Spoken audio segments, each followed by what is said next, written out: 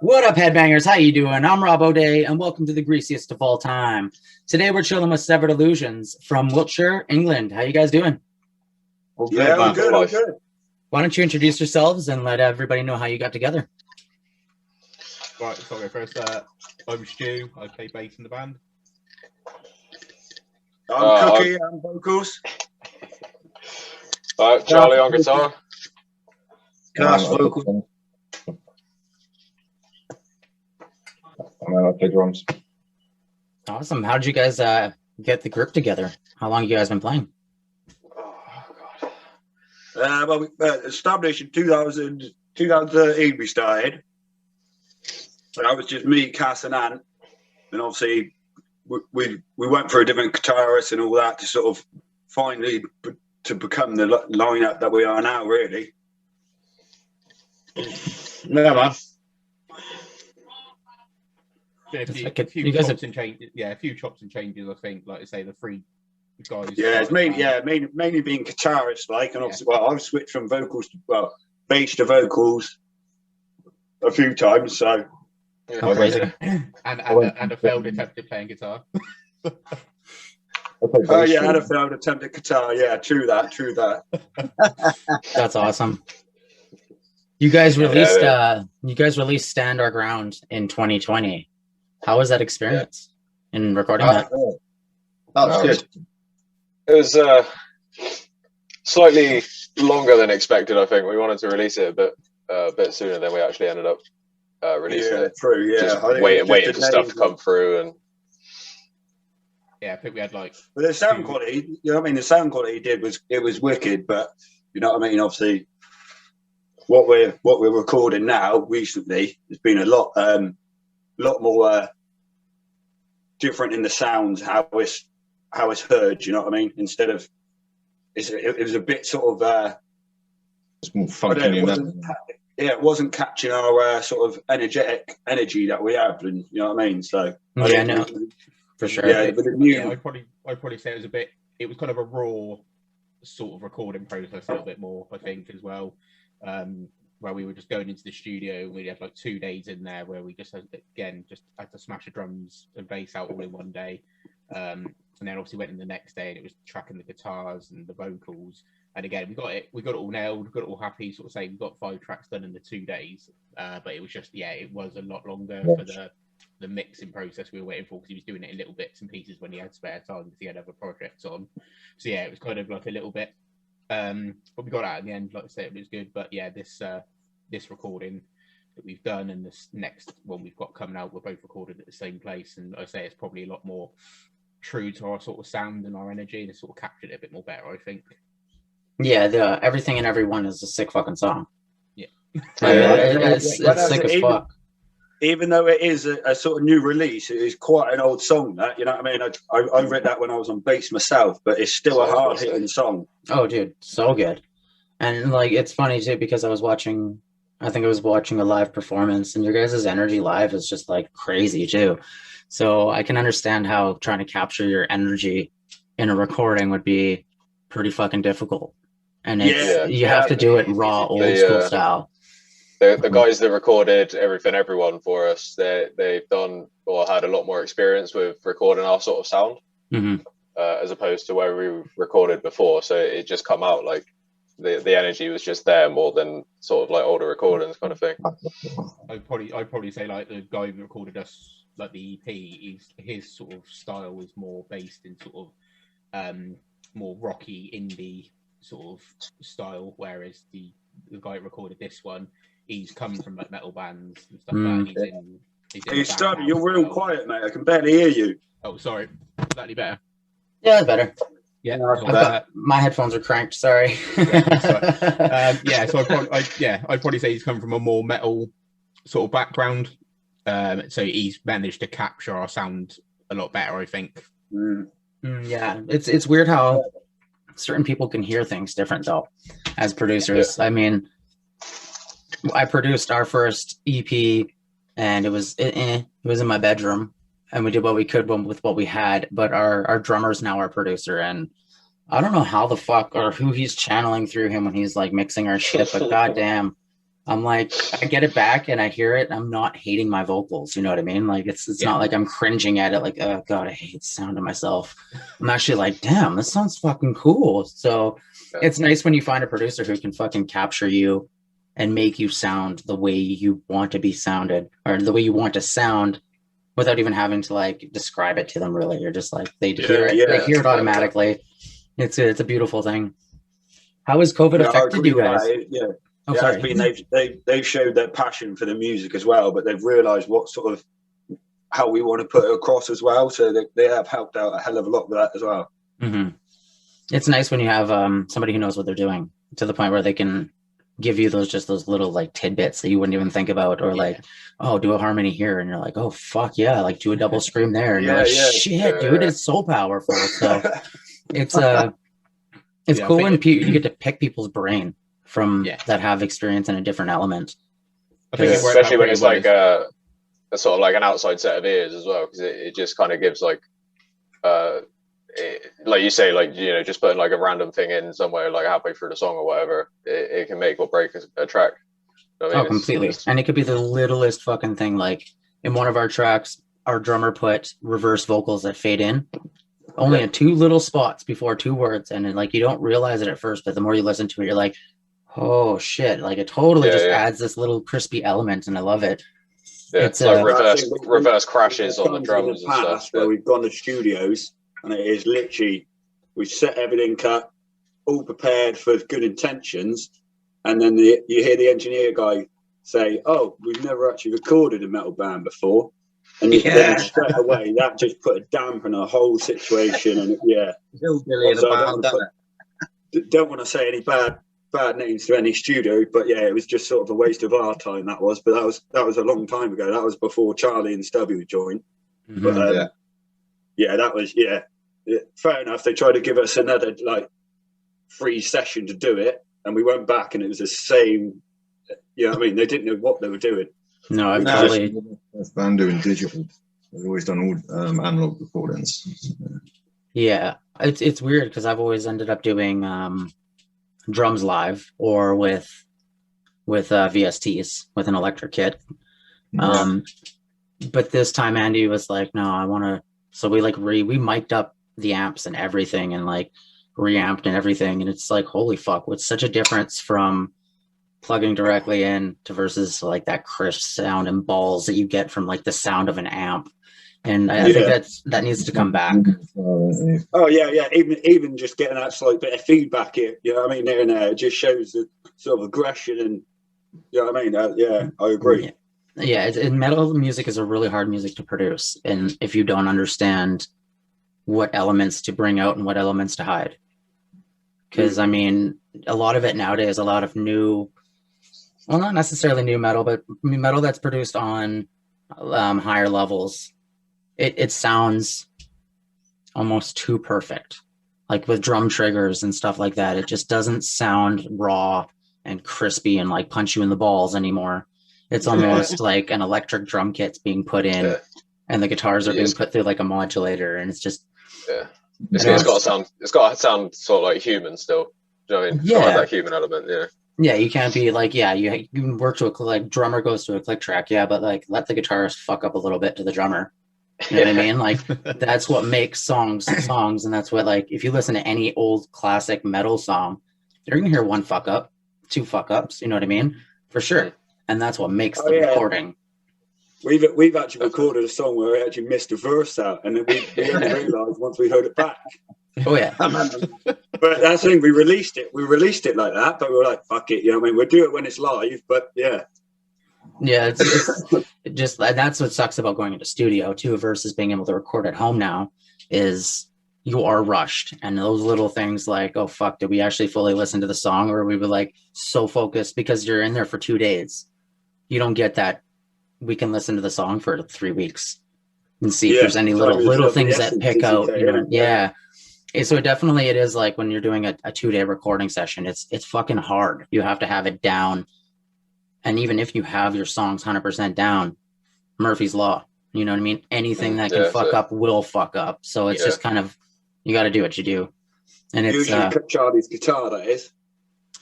You what? Oh man, It's usually your guitar. Yeah, usually it's guitar. Yeah. To be fair, it's either that or my pedal. Do you know what I mean? It's always something. oh man, yes, Yeah. especially with pedals when you're just like, oh fuck, where is it miswired right now? What is going on? Well, yeah, he's bought like these like big like FX unit things where it's just like got 1,000,001 options and that, and you can spend pretty much best part of 6 months, I reckon, probably going down the rabbit hole with it. It's got more settings on my computer. Honestly, it's ridiculous. Yeah, no, for sure. It was actually really funny. I went to record my guitar player to do an idea, and I just like brought my shit to his house and recorded him, and I couldn't get any fucking levels. I'm like, why am I not getting any goddamn levels? And I'm like, just couldn't figure it the fuck out. And then I realized I didn't even fucking plug the guy in. And I'm like, come the fuck on, man. It's like the simplest thing. It's always just the stupidest thing that like you're like, well, okay, now I feel dumb. I'm not even gonna be here. I'm gonna leave, guys. So I'll just go home. Yeah, exactly. How has COVID affected you guys with recording? I know it's affected everybody with performance. It's been shit. It's been horrible. Yeah. Well, we're lucky, obviously, with maths, that has worked out well because obviously it become under educational purpose. Yeah. You know what I mean? Which we were all quite surprised about. But yeah, in a way, sort of a blessing in disguise. But it has been obviously when we've gone into sort of the higher tier, it is all stopped. Obviously, you can't meet you know what I mean? Mm-hmm. So I think obviously we're all still obviously writing lyrics, writing riffs, and getting our ideas there. But it's until we get back to the studio, that's and obviously hopefully we'll spill out all our ideas and what we've got, and yeah, that'll be our next. I don't know, God knows how many albums we're produced. Hopefully. Yeah. Well, I say right. So we're back in practice. 4th of April. So yeah, hopefully we got one song we were working on before everything got shut down. Like I say, I've been messing around with a few ideas and that as well. So yeah, hopefully when we meet back up, we should be able to sort of get a couple more songs in the bag, because I think the only gig we got in at the moment is sort of October time. So hopefully we should have a couple more new songs to unleash on people at that point. Fuck yeah. So What is that new one? What is it? So the new single is going to come out. So the next one we've got released, Far Too Long, is going to be out on 10th of April. Yeah. But that's the second. That's the second single we recorded. Yeah, that's another banger. Then again, that's another a really fast-paced, aggressive sort of one as well, with some nice sort of drops into it, which would be good. But yeah, I say we're working on another song before we went into lockdown, and then I've just sort of been messing around with a few ideas here and there. So again, we'll just bring those to the table and see what comes out of those, if anything. Yeah. Go from there, really. No, for sure. But yeah, it's difficult to say we've not all got, like say we were discussing before the interview, we've not all got like a setup, whereas I've got sort of everything I need here. Say Cass has got everything at his house as well, that if he wanted to do stuff with as well. It's just it's difficult when not everybody's got everything, and sort of again, it all costs money, so just one of those difficult things at the time. But yeah, like I say, once we get back in the studio, and to be honest, that's where we seem to do most of our best work anyway, when we're all bouncing ideas off each other, I think. Yeah, for sure. Yeah, I always talk about how it's unique being in a band, because it's like almost a weird different wavelength, because you have like a telepathical connection between each other when you're performing and when you're writing. It's just weird because you are all putting yourself 100% your soul into this sound, which is this like baby that you're all creating essentially. And it's got elements of all of you, but it's cool that like eventually you just kind of like know, I'm going to write this riff and I know exactly what is going to come from everybody else, kind of a thing. And then it just kind of like folds and works together. And it's a unique thing being in a band. We're definitely next level beings. Oh yeah, no, I agree with that. Yeah, it's you know what I mean, it's sort of a brotherhood, you know what I mean, we got, you know what I mean, it's not only just a band, but we'll meet up as well, and you know what I mean, it is like an additional family. Mm-hmm. You got to hang outside. You got to hang out like outside the band as well. Do you know what I mean? I just think it's quite important. Yeah, it definitely is. You have to know who you're in a band with. Excuse me. I had a band once where I found them on I posted an ad looking for a backing band for a solo project. I ended up finding a drummer and a bassist, and we just jammed and we played for like a month or two. and I'd never really hung out with them. And the one time they came over, the drummer got so drunk and he like started yelling at my girlfriend at the time, and I almost bottled the fucking guy out. So I was like, maybe I should start like getting to know the people I'm jamming with first, especially when it comes to like if you're gonna be on tour with them. Damn, people don't realize you can always stop the bus and leave them in the middle of nowhere if you want to. Anyway, right? So all right. Yeah, I guarantee I'll be the one they want to leave out. They'll just be like, fuck that guy, he's annoying as fuck. But yeah, so we all have a laugh. One time we were practicing every week, weren't we? Really, you know what I mean? Yeah. Obviously, due to three of us having little ones, you know what I mean. It's a bit harder, but we do it every other week now. But still, I'd love to do it every day, like. But work commitments and family and that, isn't it? Yeah. I think like to say we're doing it every other week, but we're getting the same amount of practice time in now. Whereas before we do like 2 hours every week, we're now doing like a 4 hour slot every other week, so we're still getting the same amount in. It's just it's just obviously life changes a little bit, so you kind of got to roll with it and mix it up a little bit. So and I think it's good. I think we create more and get more done when we're in that room for the 4 hours than we did when we were in the room for the 2 hours, because we were just rushing everything. Exactly. Yeah, no, for sure, I totally understand that. How have you guys come about as like a group that can keep together through all this? Like, what has been the key thing that has kept you guys together? I think being sort of like Cookie said, like a kind of brotherhood kind of type. I think even if we weren't in a band, we'd still sort of like hang out. Do you know what I mean? Just because we're the kind of people that would get on with each other, sort of like in any kind of setting. So being sort of like close. Do you know what I mean? It's definitely helped.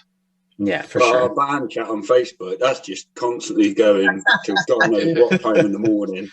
Even if it's nothing to do with the band stuff, it might just be funny or just random crap that we're putting on there. But it's all just, you know what I mean? There's always still that contact between us all anyhow. So that's like us. We're always on there taking the piss out of each other constantly. So yeah, we have 3 separate chats for that exact reason. We have our marketing one for business, we have the band one for like if we need to talk, and then we have one that's like strictly like shit posting and memes. And like it's fucking hilarious. It's just we all have different time schedules, and like I said before, my guitar player is in Nottingham, so he's like 8 hours ahead, and then he just like comes up in the morning and he sees the shit that we posted the day before. He's, what the fuck is wrong with these Canadians? It's just so good, because like it's a total cool thing to have that band experience. And I think a lot of people won't ever understand that connection. They understand friendship, but like being in a band is almost like, it's like almost being in a marriage without any of the relationship aspect. You know what I mean? You just have commitment, and there's just like it's hard to explain. Only musicians get it. It's a cool thing. What's your guys' first plan as soon as COVID? As soon as you guys get out, besides jamming, are you gonna just straight book as many fucking shows? Hit a fucking pub. Yeah, hit the pub, and then hit the pub. So, just have one of those classic band night out sort of scenarios. And then it'll be sort of again just in the studio, practice, get more songs done, and we're just trying to book gigs at the moment with people. Yeah, I definitely know that it's been a harder lockdown for you guys. I mean, we've spent a lot of time through this lockdown. We spent a lot of time just doing fucking like promotion stuff, just like sending our stuff out to people like left, right, and center. Plugging it on social media and stuff. It's pretty much all we can do, to be honest. Because until we can get back in the studios, not really what else we can do. Yeah, I find that all the bands that I've interviewed are the ones that are on the same wavelength that way, because usually you hear a brand new podcast and you're like, maybe, but like you step out of your comfort zone and you find something new that helps. And it's kind of especially with social media, there's so many outlets and different ways to market and to help build that network with other bands and fans. And I think that's what's key and what's missing in the metal scene, I guess I could say. not really the industry, because the industry itself is fucked. Yeah, We need to take that shit back into our own hands. I keep saying that. This is the thing with like the streaming side of it and things like that. Like, everyone's like, "Oh, you got to get your stuff on Spotify." It's like, yeah, and get paid absolute fucking peanuts. Yeah, and then have no one have attention to listen to your whole album. No, exactly. I think that's the hardest thing is the attention span of music fans is gone, which is weird. It's like, I want a 30-second song. What? Yeah, I think that's why we went with. I think that's this time why we went with the singles approach. Basically, is because we realised people's attention span isn't what it used to be. Nobody's listening to 12-track like albums hardly anymore. They're just listening to like the single releases. Like even EP seem to be dropping off the sort of charts a little bit. Yeah. So yeah, I think mainly it's just sort of we're just going to sort of see how the single bits go. And to be honest, it's gone a lot better, this one. Seems to be getting quite a lot of plays on it and stuff like that. So I think that it might be a good idea to go the single route, I think. Yeah, and it's I notice a lot of bands nowadays too have to stretch out a single as long as they can too.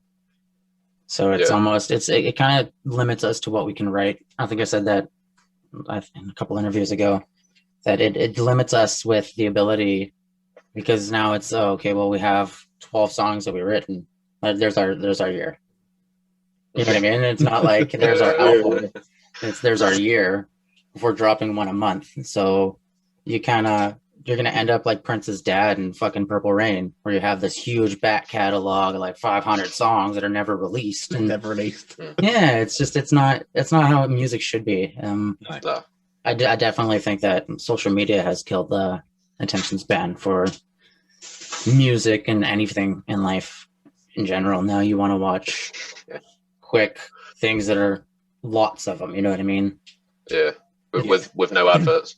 Mm-hmm. It has to be given, which kind of is unfortunate for bands, because we put a fuck ton of money, fuck ton of energy, blood, sweat, and tears into writing music.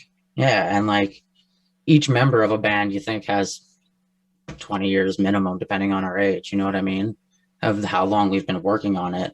And then you add that up between 5-6 members, and it's like, fuck, that's like 120 years that we've put in collectively in our art, and people won't even take 5 minutes to listen to a song. Yeah, like over a decade of work. Yeah.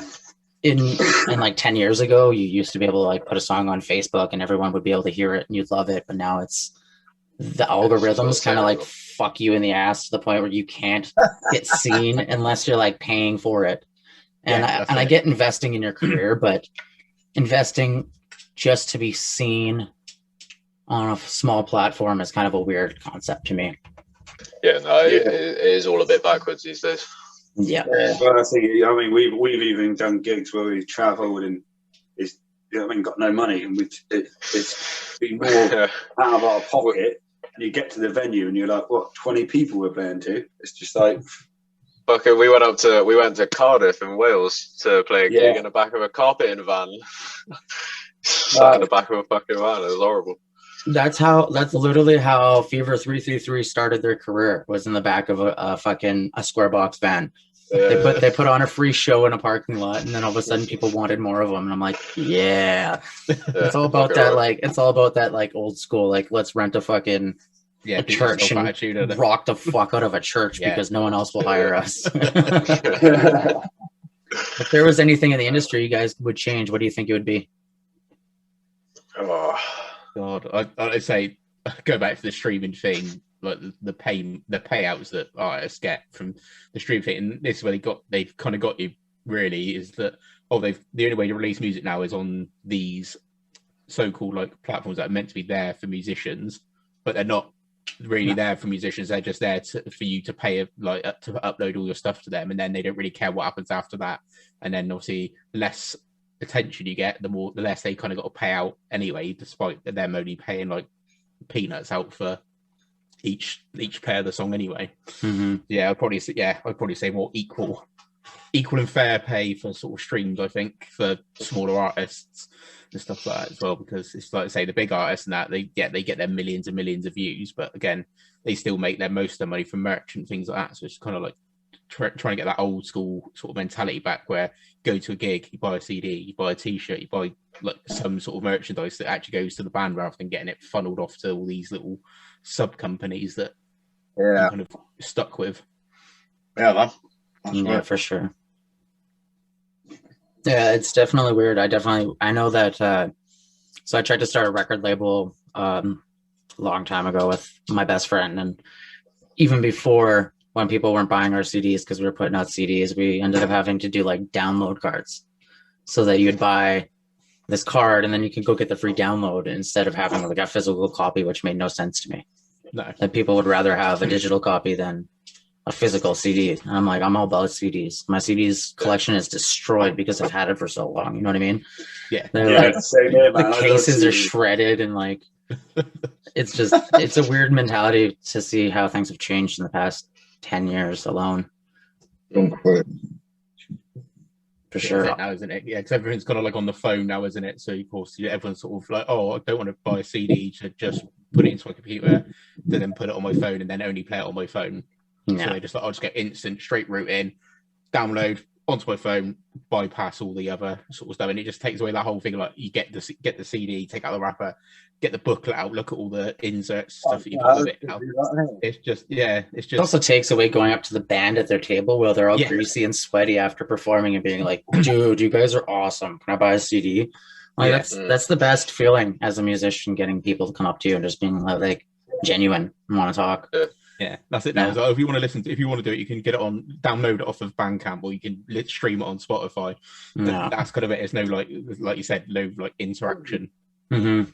I hope that changes after COVID. I definitely think that there's going to be a huge change for everything, because Yeah. COVID's brought up a lot of really negative points that have needed to be changed, and I don't think anybody truly noticed the effect until now on a lot of things in the world. So I'm stoked to see post-COVID world and what we do with the music industry, because I definitely think it needs to be in the hands of the musicians again. I think there's going to have to be a revolution where we're just like, no, we're taking all our music down and saying, fuck y'all.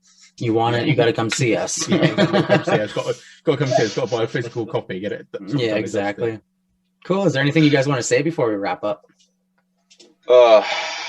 Listen to our music. It's good. It is. It definitely is. Yeah. It's pretty much it. Stream it as much as possible. If you want to buy, if you want to buy the download from Bandcamp. And like I said, we've even got physical copies of CDs on there. So if you want to be one of those old school people and buy a physical copy, we have got them. So yeah, Sweet. Exactly what I was going to say. Yeah, you know it. Yeah, got to have something like that. I got the EP sort of sat on my desk ready to post out. So Oh yeah, see, I need more of those. That's the best feeling right there. Exactly. So yeah, keep all of those. This isn't a good feeling. Like my shit's on my phone. No, I want a CD. Exactly. Yeah, it's not the same. You gotta have the CDs, man. You gotta. It's just a must, especially as like a metal fan. Yeah, you have to. Yeah, so I've still got your Soulflow CD, mate. Yeah, good. You listen to Yeah, it? I bet you haven't even listened to it. I've got nothing to play on That's the real question, right? it. All right, guys. Well, thanks for coming by. And when you No do worries. release your new EP, let us know, because we'll have you back on. yeah. Nice Yeah, one. nice. Appreciate it, man. All right, you guys have a good night. Good, my man. Okay. Peace. Hey guys, thanks for watching the video. Don't forget to like and subscribe and hit that little dicky bell, because you don't want to miss out on any of the motherfucking shit we drop in. Right, Norman? Absolutely, Rob.